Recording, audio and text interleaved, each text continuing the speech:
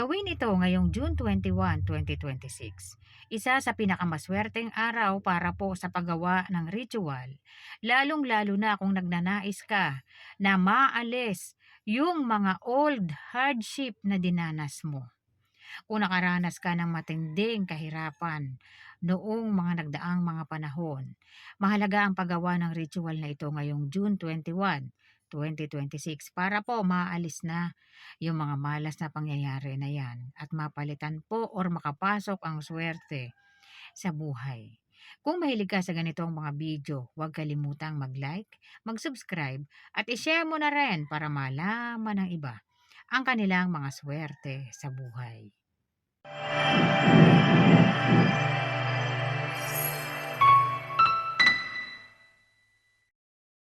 Isa sa pinakamaswerteng araw ng winter solstice o ang ibig sabihin po, the arrival of winter.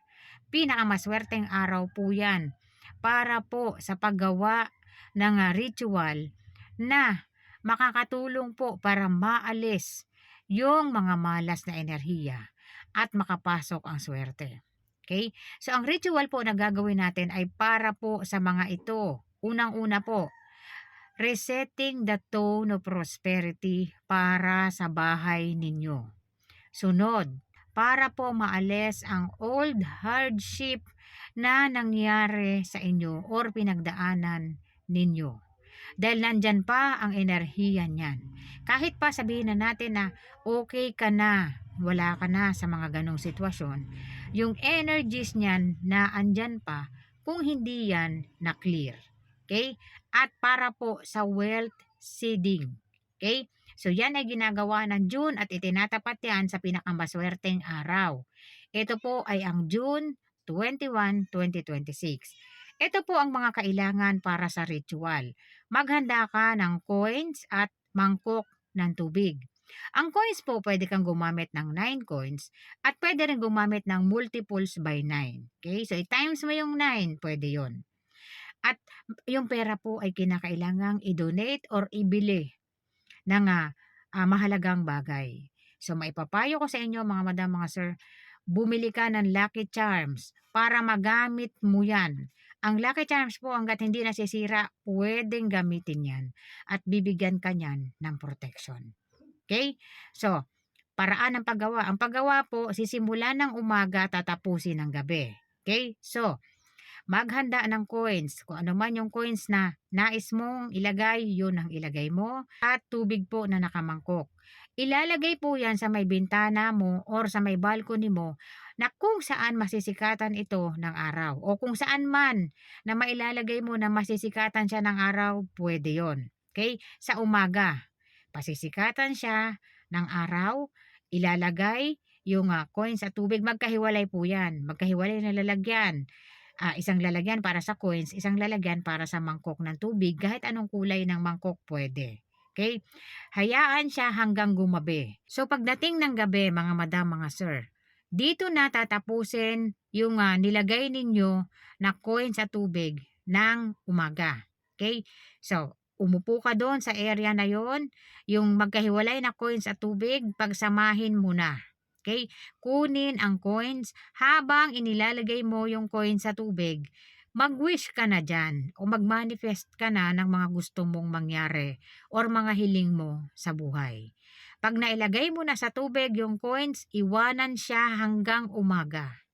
Tatapusin niya ng June 22, 2026. Okay? So, umaga po ng June 22 na. 21 sinimulan, 22 na matatapos. Okay? Kunin ang coins, i-drain ang tubig. Ang tubig pwede idilig sa halaman. Okay? Kunin ang coins, pwedeng i-donate, pwedeng ibili. Okay?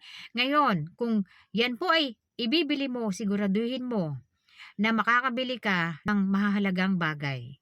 Okay? Pwede kang bumili ng Lucky Charms, mga madam, mga sir, para magamit mo sa tahanan mo at para maproteksyonan ka laban doon sa mga old hardship na nangyari sa'yo kahit matagal na panahon hanggat hindi po nakiklear yan na andyan yan. Okay? At yung bibilihin mong Lucky Charms, magbibigay ng protection sa'yo yan hanggang ang Lucky Charms po, mga madam, mga sir, ay hindi nasisira. epektibo pa rin pong gamitin yan. Okay? At bibigyan ka ng protection yan at wealth energies. Okay? Kaya napakahalaga. Ngayon, kung ang kaya mo lang ilagay ay 9 coins, yun lang talaga. Bumili ka ng matatamis na pwedeng maibili mo yung 9 coins na halaga na inilagay mo. Okay? At kung nais mo naman itong i-donate, i-donate mo po. Okay? So, depende po sa kung ano yung kaya na ninyong ilagay. Ganun pa rin naman ang epekto. Kinakailangan mo lang maglagay ng mga wealth deities o mga lucky charms sa mga susunod na panahon para maproteksyonan ka po. At ulitin mo lang sa kung kailan tatapat yung winter solstice. Okay? Para naman po sa makakabili ng lucky charms nitong winter solstice o mula po doon sa pera o sa coins na inilagay ninyo na ginamit ninyo para sa winter solstice na ritual, pwede nang gamitin yan. Hanggat hindi nadadamage po yung lucky charms, pwede pong gamitin yan. Okay?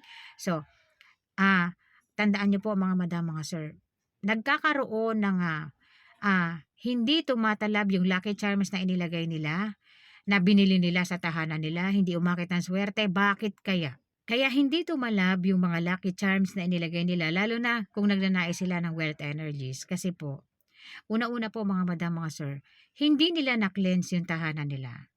Kaya nga po tinatalakay natin yung mga malas na bagay na nagdudulot ng kamalasan sa inyo, kaya hindi pumapasok ang swerte. Tingnan ninyo yung paligid ninyo.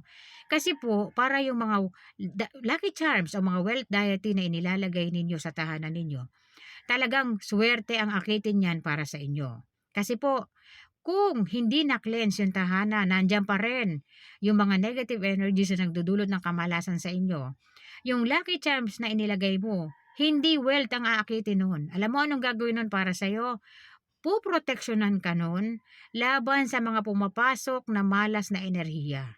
Hindi mo lang po alam, binibigyan ka na ng protection ng mga inilagay mong pampaswerte at pangontra sa tahanan mo. Kaya hindi mo nakikita na umaakit ito ng wealth energies para sa'yo. Ito hindi alam ng iba na kung bakit napakahalaga ang cleansing po. Dapat talaga kine-cleanse ang tahanan, binabantayan.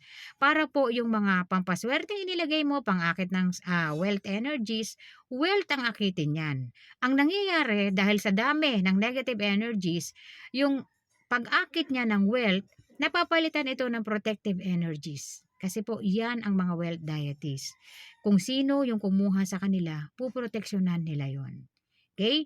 So yun po yung hindi alam ng iba, iniisip kaagad nila, hindi naman tumalab sa kanila yon. Hindi po. Akala mo lang hindi tumalab yun. Pero nagbibigay na pala sa'yo ng protection yon nang hindi mo alam. Dahil sa dami ng kinakailangang i-clear dyan sa tahanan mo. Okay? So kung nais mo na talagang tumalab sa'yo yung mga pampaswerteng inilalagay mo, cleanse mo yung area, check mo po yung area mo. Para po talagang mapakinabangan mo kung ano man yung hatid ng pampaswerteng inilagay mo, mga madam, mga sir. Napakahalaga po nitong winter solstice, mga madam. Sa mga hindi makakabili ng lucky charms, abangan mo sa susunod na taon kung kailan yung winter solstice ulit at maghanda ka na ng coins na ang halaga ay kayang bumili ng lucky charms para po meron ka na lucky charms na mula doon sa coins na inilagay mo nung nangyari yung winter solstice. Okay? Malaking bagay po yun, mga madam, mga sir.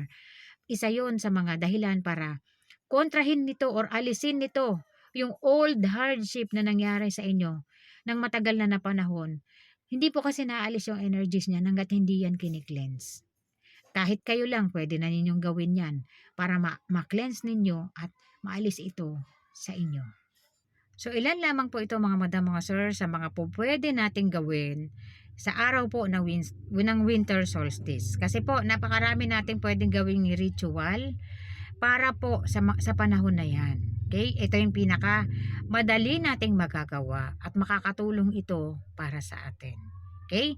So, salamat po sa panonood ninyo, mga madam, mga sir.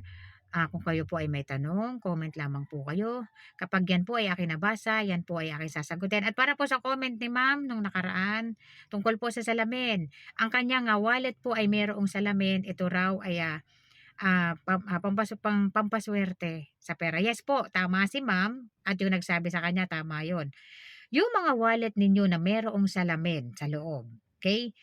Hindi yan kailangang i-cleanse maliban na lang kung nabasag yung salamin. Kasi kung sa iba po kasi hindi na kini-cleanse, maliban na lang kung mahal yung wallet talaga, hindi nila tinatapon, pinapalitan lang yung salamin, yun kini-cleanse yun.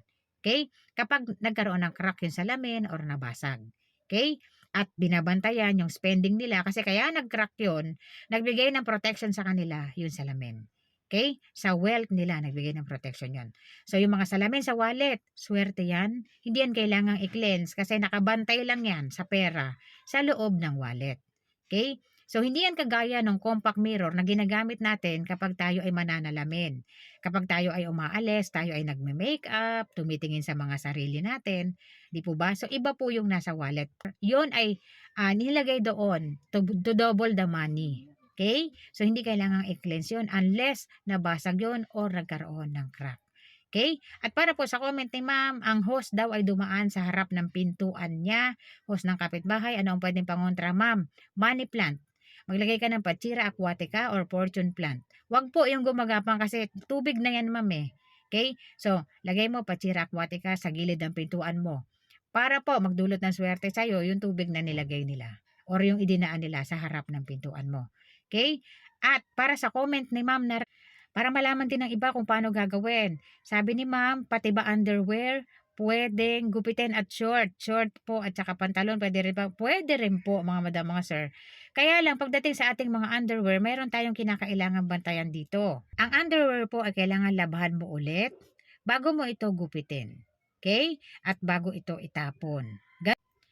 Ganon din po sa pantalon. So, yung pantalon at short, gupitin nyo na lang kung ito ay nalabahan nyo na. Okay na po yun. At saka ninyo itapon. Kung may nangyari sa inyong matindi, kagaya po nung sinuot mo yan, naghirap ka. Or nagkaroon ng hindi magandang financial problem, sinuot mo lang yan. Tandaan mo yung mga suot mo nung panahong naghirap ka. Yun ang gupitin mo. Pati underwear po kasama. Okay? Yun yung pinag-uusapan natin na yung grabing energies ng kamalasan nandun nakakapit. So tandaan ninyo yung panahon na nung sinuot ninyo yung mga damit na yon, may nangyaring financial drain sa inyo, may nagkasakit, gupitin mo na yan damit na yan, itapon mo na yan. Okay? Kasi hanggat nandiyan yan sa area mo, ibig sabihin, tinatago-tago mo yung energies ng financial drain o yung energies ng kahirapan o yung energies ng pagkakasakit. At kapag inilabas mo yan, maa-activate ulit yun. At pwedeng maulit yun na mangyari. Huwag naman sana. Okay? So, mas maigi na po na kung yan naman ay kaya mong itapon, itapon mo na. Timbangin mo anong mas mahalaga. Yang damit na nagdulot ng kamalasan sa'yo or sinuot mo at may nangyaring kamalasan sa'yo sa panahon na yon, or itapon mo na yan para hindi yan maulit sa'yo. Okay? So, at mga madam, mga sir, sa lahat po na may tanong, kapag nabasa ko po yan po ay akin sasagutin.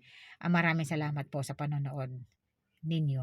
Okay? At may mga products po tayo dito, mga madam, mga sir. Pwede nyo i-click yan kung nais ninyong umorder at para makita ninyo yung price. Okay? At para makita nyo rin kung pwede ba itong i-deliver po sa area ninyo. Okay, napakahalaga ng paggamit ng Lucky Charms dahil hindi lamang yan pang-akit ng swerte, mga madam, mga sir. Hindi mo lang alam, pinoproteksyonan na ang pamilya mo. Hindi wealth ang naakit, kundi protection ang naibigay sa'yo dahil yun ang kinakailangan ng tahanan o yun ang kinakailangan ninyo. Okay? So maraming salamat po sa panonood.